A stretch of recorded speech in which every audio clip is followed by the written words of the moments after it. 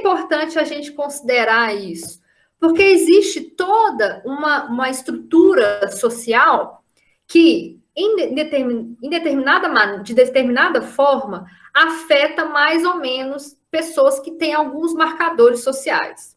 Então, por exemplo, uma mulher, ela vai sofrer muito mais discriminação no mercado de trabalho do que um homem. Por quê? Pelo simples fato de ser mulher, porque a gente tem uma história, né, da construção da sociedade brasileira que é pautada no patriarcado, ou seja, né, na ideia de que o homem está acima, né, hierarquicamente, né, está acima da posição da mulher, e que situações machistas levam essa mulher a sofrer muito mais discriminações.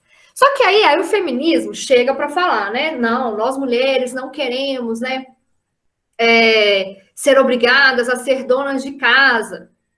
Aí eu tenho uma dúvida, uma questão para vocês. De qual mulher nós estamos falando? Né? Qual é a mulher que está, vamos pensar lá na década de 70, que teve os movimentos sociais feministas, né? Que estavam falando sobre o direito ao trabalho. Qual mulher que tinha o direito, né? Que na verdade que tinha o seu direito de trabalhar restringido em razão do patriarcado? Fazendo essa pergunta, mas eu já vou responder. Quando a gente pensa nisso, eu estou falando exclusivamente da mulher branca. Por quê? A mulher negra sempre esteve trabalhando. Exatamente pela estrutura social, né? Pela estrutura racial da nossa sociedade. A mulher negra sempre esteve nos postos de trabalho, né? Seja na limpeza das casas, seja em postos de trabalho geralmente minoritários, né? Ou mais marginalizados. A mulher sempre esteve lá. Então, quando a gente fala, a mulher negra, né? Então, o feminismo, por exemplo, ele trabalha um marcador da diferença, que é o fato de ser mulher. Mas hoje em dia, a gente já questiona uma série de outros marcadores que fazem com que a experiência do machismo com a mulher negra, ela vai ser totalmente diferente da experiência do machismo vivenciado pela mulher branca, né? E aí a gente tem vários assuntos que a gente poderia discutir. A solidão da mulher negra, a questão da como que a mulher negra como que são os relacionamentos amorosos das mulheres negras.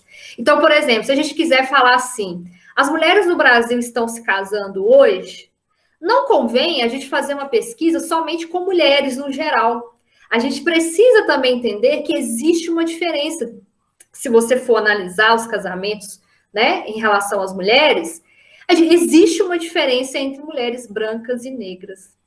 Porque as mulheres negras, por exemplo, geralmente elas carregam, né? Geralmente não, elas carregam outros marcadores da diferença, que é a questão do gênero e a questão da raça. Por que eu estou falando isso? Né? É porque você decidiu que é assim? Não, ninguém decidiu que é assim. É a construção da sociedade. E aí, na sociologia, a gente se dedica a estudar esses marcadores da diferença e identificar exatamente quais são eles, para que a gente possa entender um todo, para que a gente possa entender, não fazer discursos, por exemplo, o próprio feminismo já errou muito nesse sentido. Fazer discursos que você acredita que são generalizantes, né? E ao passo que você ainda está excluindo uma série de pessoas.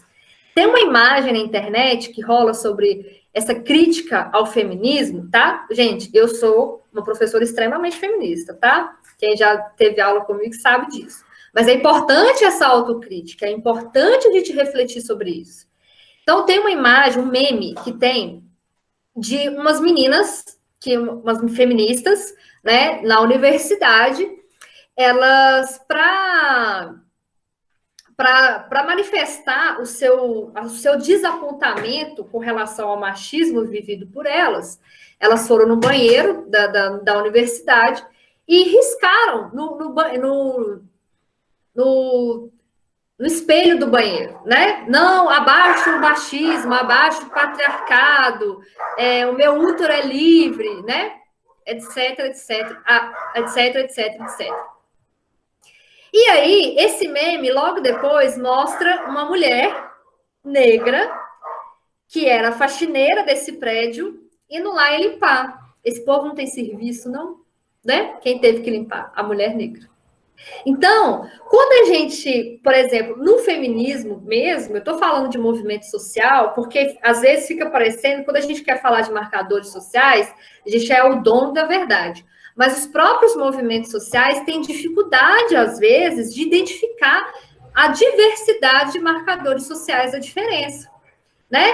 Quando a feminista lá, ela vai lá e escreve: somos a favor do aborto, não ao patriarcado, fora machistas, não passarão, né? Vai lá, escreve no espelho e risca o espelho, ela não está pensando nas consequências daquela ação. Ela está simplesmente manifestando, né, a sua indignação com o machismo, mas ela não reflete sobre as consequências das desigualdades de raça e de classe.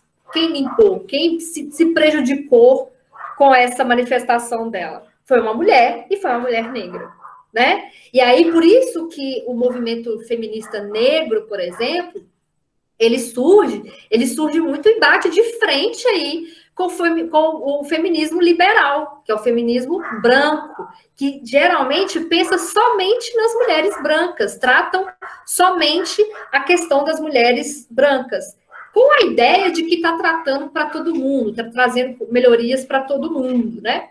Então, quando fala assim, as feministas hoje já adquiriram muitos direitos, né? Quem são as mulheres que mais se beneficiam desses direitos adquiridos pelo feminismo? Ainda não são todas, né? Ou então, por exemplo, vou falar mulheres brancas e mulheres negras, mas também vamos falar sobre transexuais, mulheres trans, né? Será que o feminismo liberal, que é aquele que a gente conhece, mais simples, que a gente vê aí na internet, né? Ele reflete sobre as mulheres transexuais, né? Ele traz as pautas das mulheres transexuais. Lembrando que a transexualidade, ela também pode ser um marcador social da diferença. Quando eu falo marcador social da diferença, a gente está falando daquelas características que fazem com que determinadas pessoas tenham menos privilégios para viver em sociedade com relação a outras, né?